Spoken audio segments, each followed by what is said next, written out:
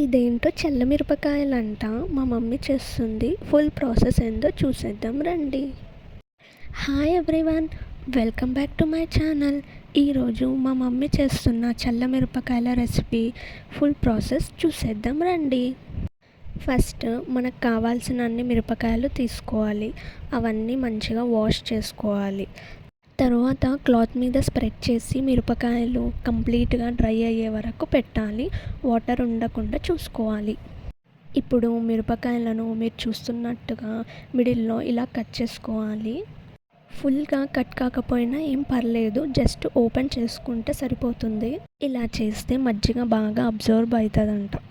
ఇప్పుడు చల్ల మజ్జిగని రెడీ చేసుకుందాం.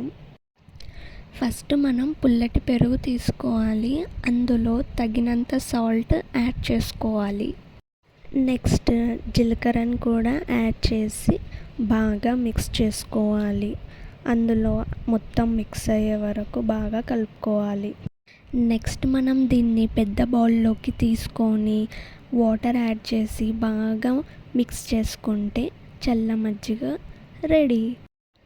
ఫస్ట్ మనం కట్ చేసి పెట్టుకున్న మిరపకాయలు అన్నీ ఈ చల్ల మజ్జిగలో యాడ్ చేసుకుందాం.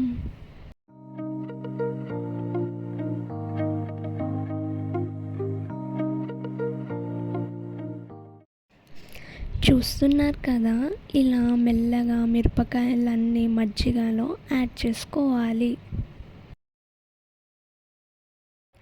నెక్స్ట్ ఇలా మిరపకాయలన్నీ మజ్జిగలో బాగా మునిగే వరకు కలుపుకోవాలి.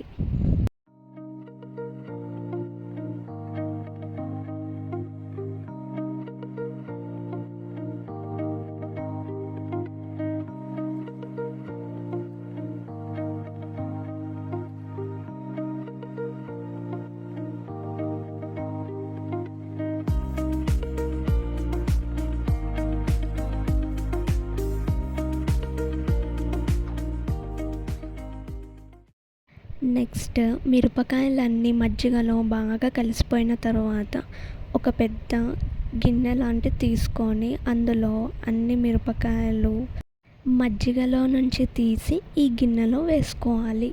దీన్ని ఎండలో ఒక 2-3 డేస్ పెట్టుకుంటే బాగా డ్రై అయిపోతుంది.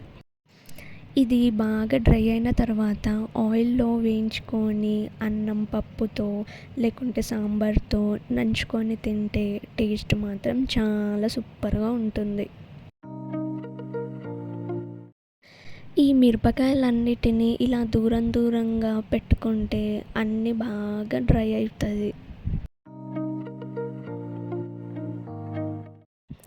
ఫైనల్లీ మిరపకాయలన్నీ డ్రై అయిన తర్వాత ఎలా ఉందో చూడండి.